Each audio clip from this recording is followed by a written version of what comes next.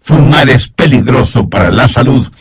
Yo quiero advertir de que el pensar equivocadamente también puede ser peligroso para la salud.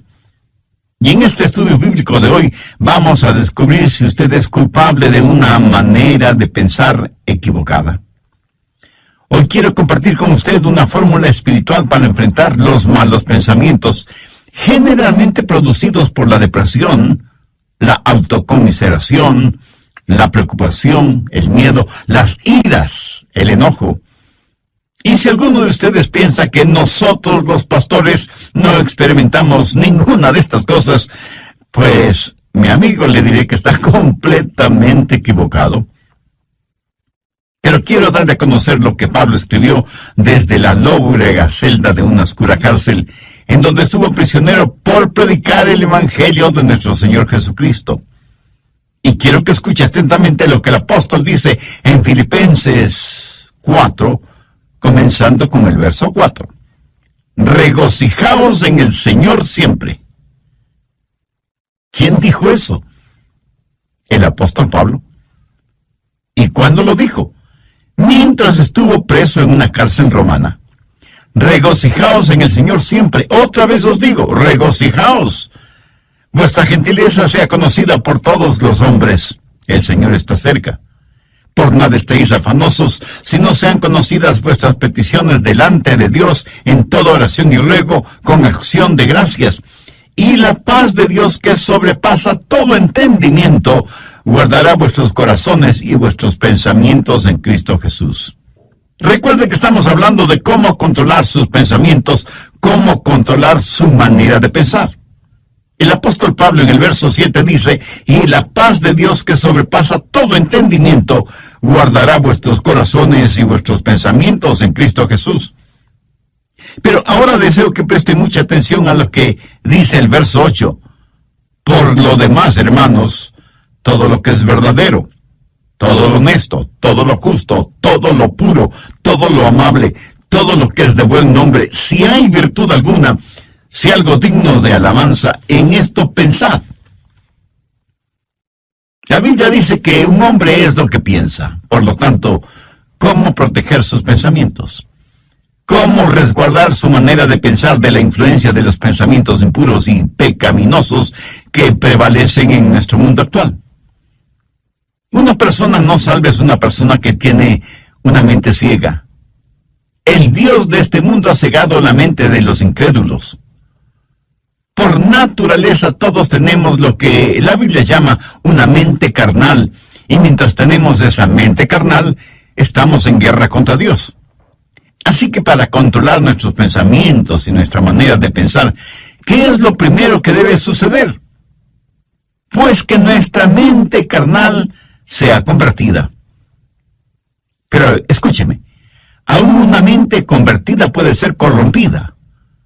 Pablo les dijo a los filipenses que estaba preocupado porque Satanás podía sutilmente corromper sus mentes de las sencillas enseñanzas del Evangelio del Señor Jesucristo. Y ciertamente Satanás puede venir y seducirnos. Una mente cristiana puede ser seducida y alejada de las verdades bíblicas. El diablo puede construir fortalezas en los corazones y mentes de los creyentes. Por eso, una mente que ha sido corrompida debe ser reconquistada. Debemos recuperar el terreno perdido. Escúcheme, una mente corrompida que ha sido reconquistada tiene que ser controlada por Cristo. El Señor debe estar a cargo de nuestra mente y debemos aprender a escoger nuestros pensamientos, así como escogemos a nuestros amigos. Si es que tuviéramos el suficiente sentido común de escoger solo buenos amigos. Debemos tener ciertos parámetros para saber la clase de pensamientos que debemos admitir en nuestra mente y aquellos que debemos desecharlos en forma absoluta. Pero Pablo, cuando está listo para hablar de estos parámetros, primero presenta un contexto como base fundamental de lo que va a hablar. Y al preparar el escenario, Pablo habla de tres cosas. Primero, usted debe encontrar su gozo en el Señor. Note que en el verso 4 él nos dice, regocijaos siempre. Hubiera sido una verdadera tontería si solo decía eso. Pero no es ninguna tontería cuando dice, regocijaos en el Señor siempre. O sea, les está diciendo a los filipenses que el verdadero gozo solo lo encontrarán en el Señor Jesucristo. Esto pone en evidencia que cada creyente que controla su manera de pensar tendrá un gozo, un regocijo consciente, continuo, conspicuo y contagioso, porque ese gozo está fundamentado, anclado en el Señor Jesucristo. Permítame compartir con usted algo muy personal. Yo procuro tener siempre mi mente ocupada, aún en tiempo de descanso o de vacación, porque una mente ociosa es el mejor taller del diablo. Y he descubierto el secreto de la fortaleza. Es el gozo del Señor. Él es mi fortaleza. Y eso no es solo una frase bonita, ni parte de alguna canción espiritual preferida. Es la realidad. El Señor es mi fortaleza. Hay veces cuando dejo mi oficina y vengo a grabar estos mensajes radiales y estoy física y mentalmente cansado. Y me detengo y digo, Señor Jesús, te amo.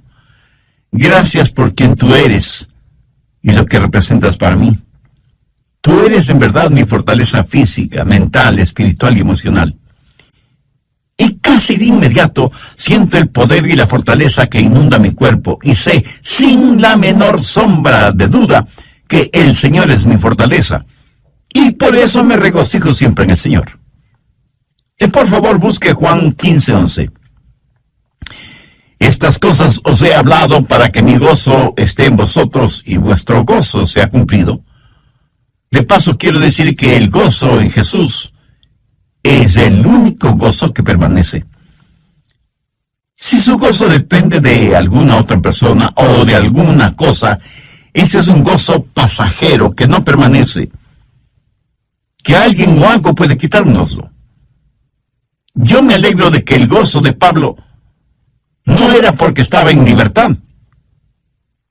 Porque le hubiera sido completamente fácil decir que estaba gozoso si tenía libertad. Pero él dijo que tenía pleno gozo estando en la cárcel. Así que no tenga su gozo de las circunstancias. No pretende encontrar su gozo en las diversiones. No espere encontrar gozo genuino en los negocios. Ni se engañe creyendo que el verdadero gozo está en tener amigos, aunque sean buenos amigos. Tampoco el tener buena salud es fuente de gozo verdadero. Todas estas cosas que he mencionado le pueden proporcionar ciertas alegrías pasajeras, pero nunca un gozo genuino y verdadero. El único manantial de gozo profundo y permanente es el Señor Jesucristo. Regocijaos en el Señor siempre. Otra vez digo, regocijaos.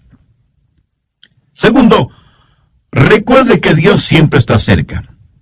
Reconozca la presencia de Dios continuamente.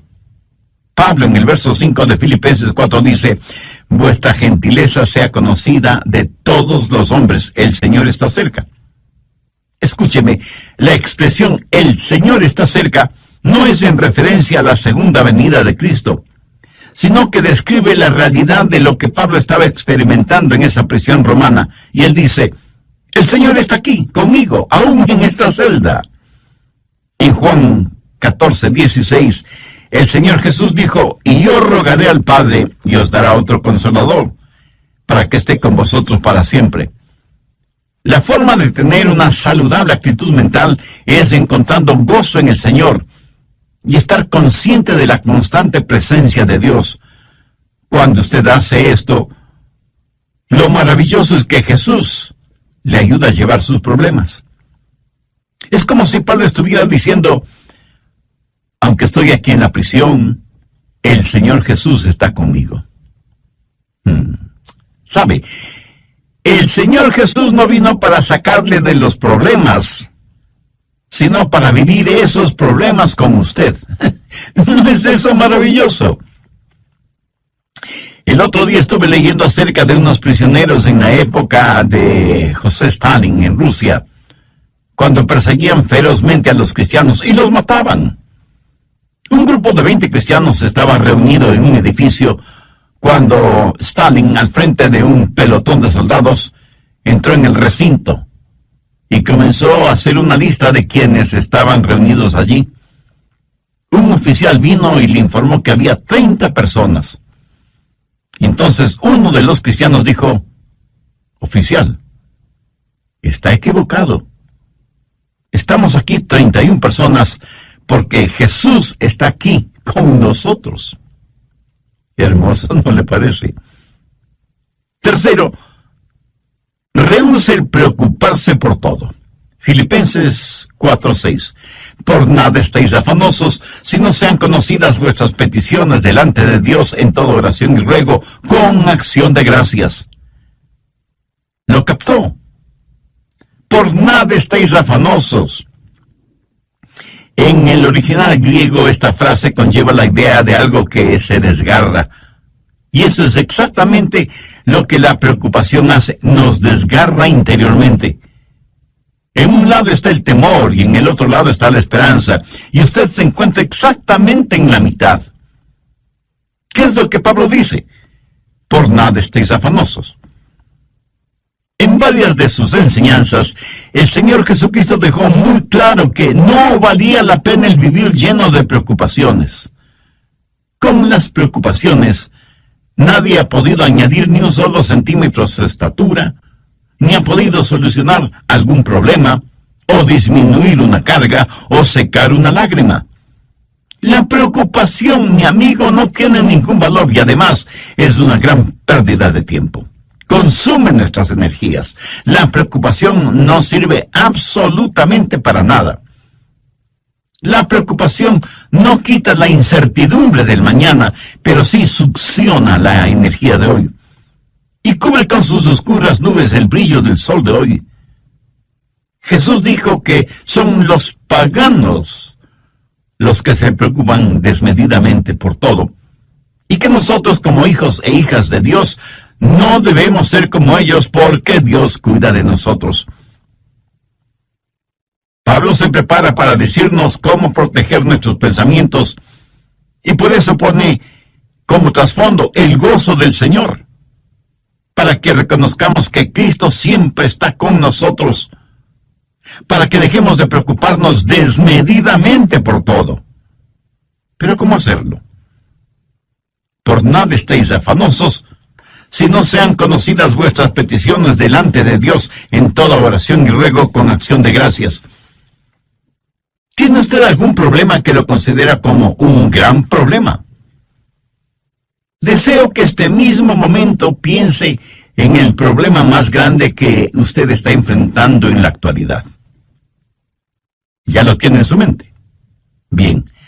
Ahora, duplíquelo en tamaño. Sí que es enorme, ¿verdad?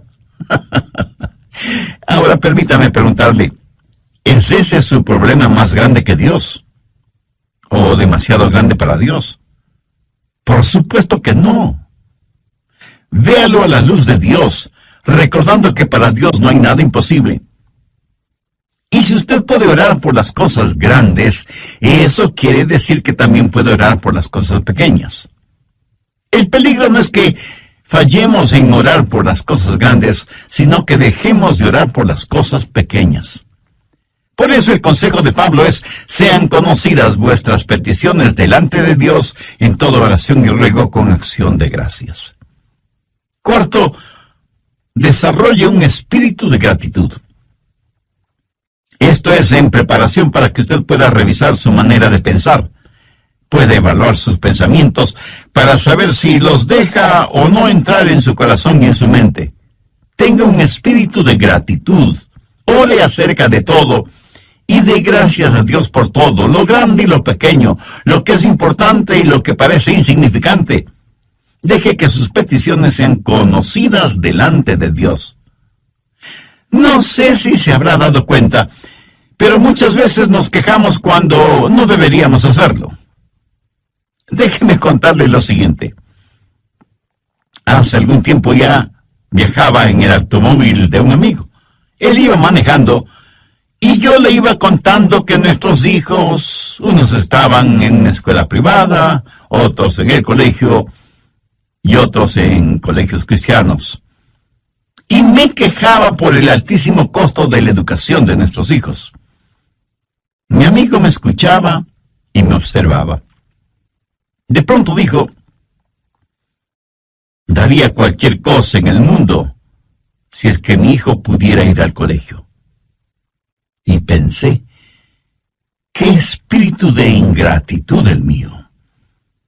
Mi amigo tenía un hijo rebelde, lo que generalmente decimos una oveja negra.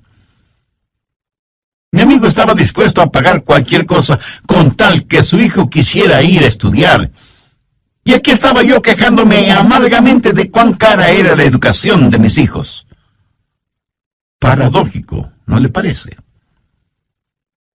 ¿Alguna vez se ha quejado porque tiene que lavar o secar los platos?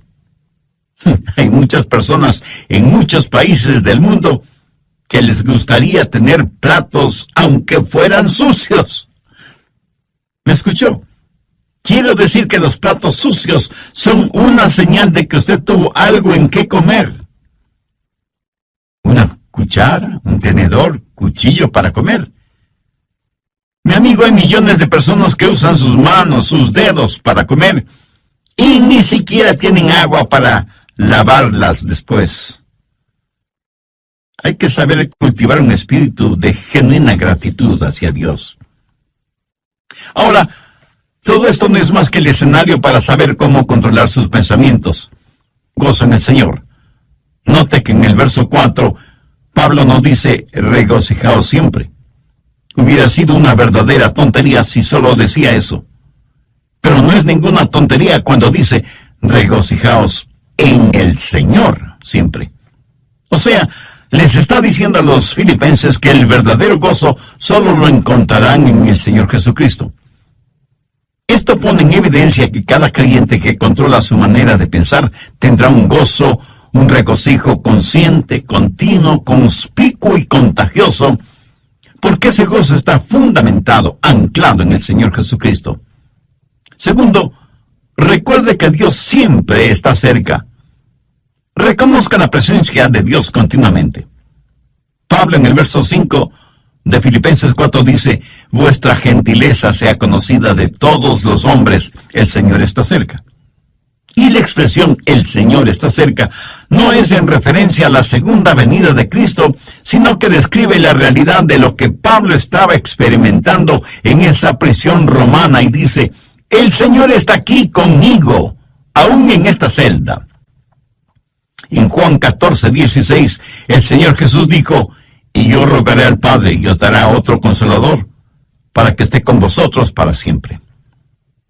Tercero, rehúse el preocuparse por todo. Filipenses 4:6.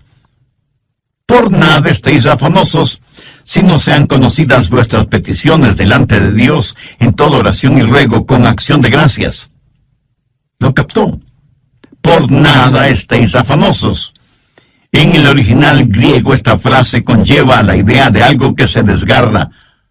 Y eso es exactamente lo que la preocupación hace, nos desgarra interiormente. En un lado está el temor y en el otro lado está la esperanza. Y usted se encuentra exactamente en la mitad. ¿Qué es lo que Pablo dice? Por nada estéis afanosos. Cuarto, desarrolle un espíritu de gratitud. Tengo un espíritu de gratitud. Ore acerca de todo y de gracias a Dios por todo, lo grande y lo pequeño, lo que es importante y lo que parece insignificante. Deje que sus peticiones sean conocidas delante de Dios. El apóstol Pablo presenta una especie de lista en el verso 8 y quiero que ponga atención a su contenido. Por lo demás, hermanos, todo lo que es verdadero, todo lo honesto, todo lo justo, todo lo bueno, todo lo amable, todo lo que es de buen nombre, si hay virtud alguna, si algo digno de alabanza, en esto pensad. Bien, ahora quiero que note algunas cosas muy importantes. Primero, la prueba de la dependencia o confianza. Aquí debemos hacernos algunas preguntas. ¿Es verdadero? ¿Puedo confiar en eso? ¿Puedo depender de eso? Todo lo que es verdadero. ¿Sabe que vivimos en una generación que no pregunta si algo es verdadero? La pregunta importante en nuestros días es, ¿trabaja? ¿Da resultado? No deje que ninguna cosa prohibida penetre en los recintos de su mente y que cómodamente se instale allí. No la absorba en su corazón, ni la haga parte de su filosofía de la vida. Si algo no es genuino o verdadero, no permita que sea parte de su forma de pensar. Evalúelo todo de acuerdo a la Biblia, que es la fuente primordial de la verdad. Segundo, la prueba del respeto. Pablo dice, todo lo que es verdadero, todo lo honesto. Y aquí la palabra honesto literalmente significa honorable. Hace referencia a cosas que son honorables, honrosas. ¿Permite usted que cosas deshonrosas se acumulen en su mente, penetren en su mente? ¿Piensa usted siempre correctamente, con rectitud? En mis estudios bíblicos, predicación y tiempo devocional, siempre trato de pensar con rectitud, honestamente. Reconozco que muchas veces dejamos que pensamientos torcidos invadan nuestra mente porque hemos desconectado los puestos de seguridad. Y sencillamente vamos de aquí para allá sin que nada aparentemente nos moleste. Pero Pablo dice que hay ciertas cosas que no deben pasar por la puerta de nuestra mente. Cualquier cosa que no nos inspira confianza o respeto, o que levanta una bandera de sospecha, ni siquiera debe merodear la periferia de nuestros pensamientos. El apóstol también hace mención a todo lo puro, y puro significa algo que está libre de cualquier contaminación, algo libre de manchas o suciedad. Esto en referencia a objetos o animales. ¿Es esto lo suficientemente puro como para ser usado en la adoración a Dios? ¿Es esto lo suficientemente puro como para ser ofrecido a Dios? Estas preguntas nos llevan al siguiente punto. Cuarto, la prueba de la reverencia. Todo lo que es puro. ¿Es esto algo de lo cual no me avergüenzo de ofrecérselo a Dios? Escúcheme, puede tomar cierta historia o cierta película o cierta música o cierta literatura o ciertas amistades o ciertos hábitos y decir, Señor, con esto te adoro. Estoy seguro que alguien me dirá, Pastor, ¿no estamos supuestos a adorar a Dios con todas las cosas? Mi amigo, si piensa así, está tremendamente equivocado, porque la verdad es que debemos adorar a Dios con todas las cosas. Por favor, busque 1 Corintios 10:31. Si pues coméis o bebéis o hacéis otra cosa, hacedlo todo para la gloria de Dios. Ahora piense por un momento.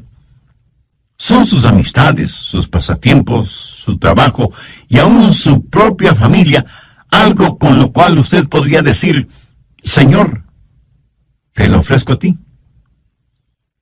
Hace algún tiempo estuve en una conferencia bíblica en otra ciudad y tuve la oportunidad de ver la cadena de montañas conocida como Montañas Azules.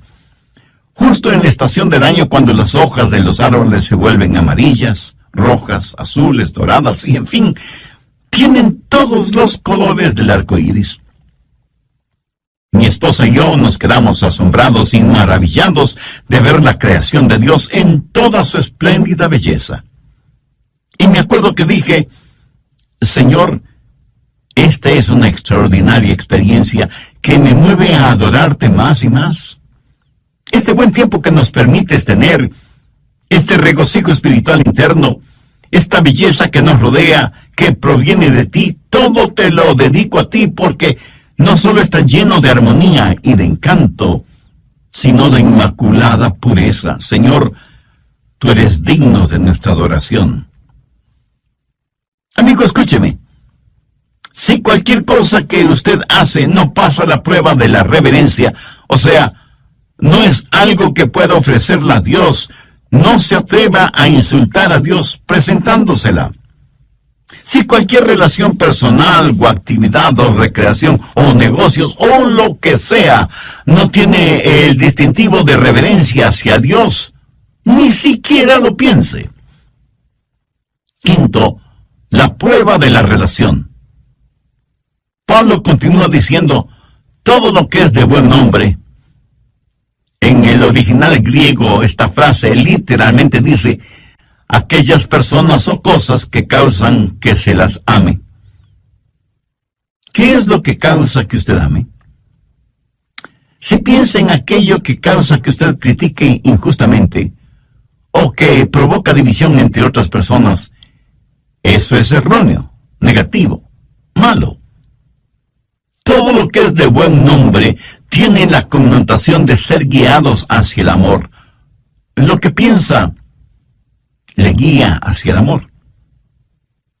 Tal vez alguien me pregunte, pastor, ¿y eso significa que tengo que aprobar lo que otras personas hacen? Sí y no. Si lo que hacen es bueno, beneficioso, ejemplar, útil, usted lo aprueba. Si es algo negativo, perturbador, divisivo o destructivo, por supuesto que usted no debe aprobarlo. Y no se necesita ser un genio para entender esto, ¿verdad?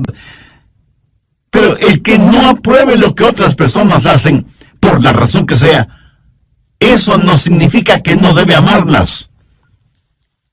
Dios nos acepta a cada uno de nosotros, aunque obviamente no aprueba lo que como pecadores hacemos. Sexto, la prueba del...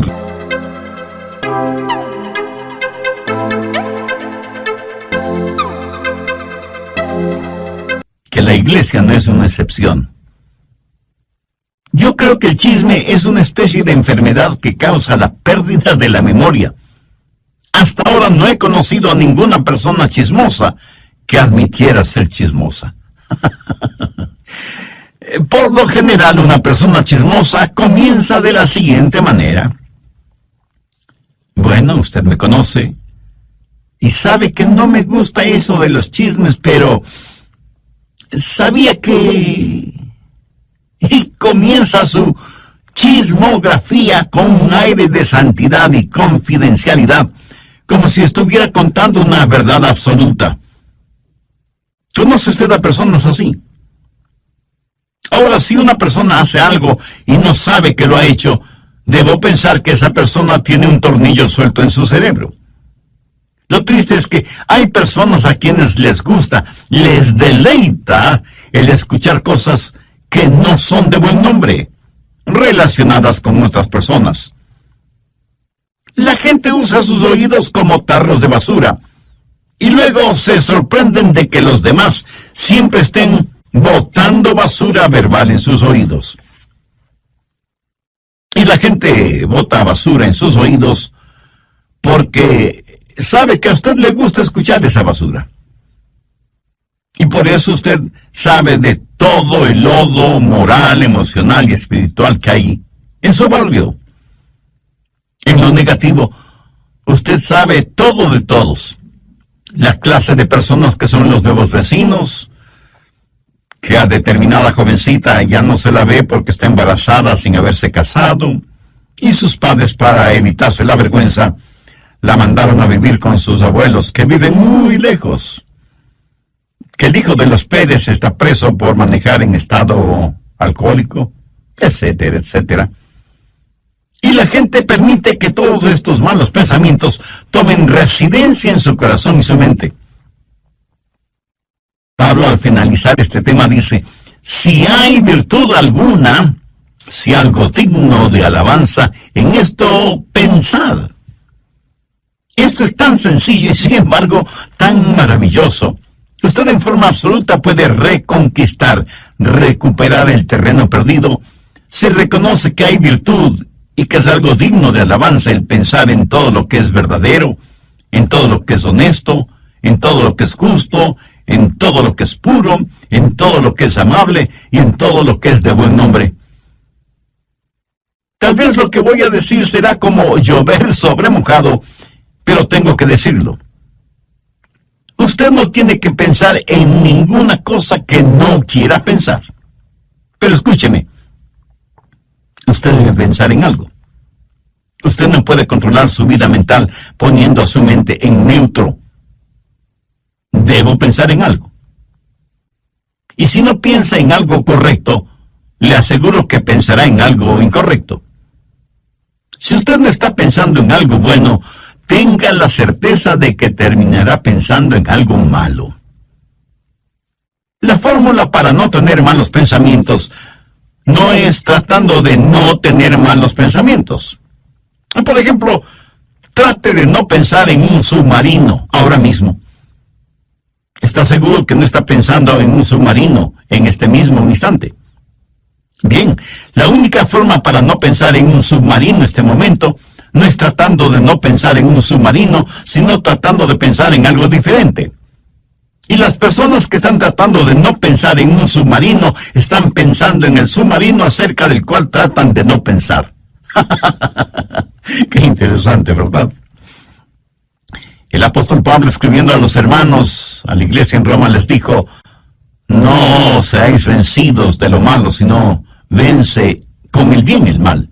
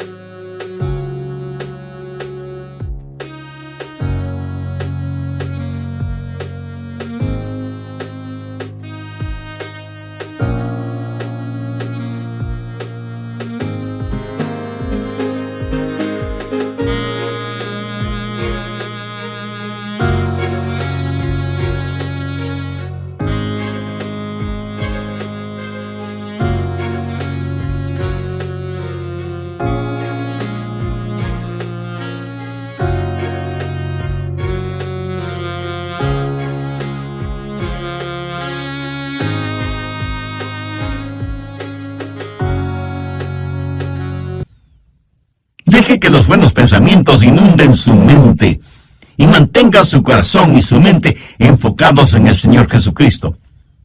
En Filipenses 4:7 leemos: y la paz de Dios, que sobrepasa todo entendimiento, guardará vuestros corazones y vuestros pensamientos en Cristo Jesús. Es casi imposible de explicar, pero estamos llamados a tener la mente de Cristo. Por lo tanto, debemos aprender a tener los pensamientos de Dios en Cristo y utilizar la normativa que Pablo nos da en Filipenses 4 como punto de seguridad por donde deben pasar todos los pensamientos antes de que tomen residencia en nuestros corazones y mentes. Y sea agradecido con Dios por su preciosa palabra. Debemos orar para que nos ayude a mantener nuestros pensamientos, nuestras mentes, nuestros corazones bajo la sangre de Cristo. Entre quienes me escuchan en este mismo momento, ¿habrá alguien que quiera entregar su corazón al Señor Jesucristo? ¿Alguien que quiera ser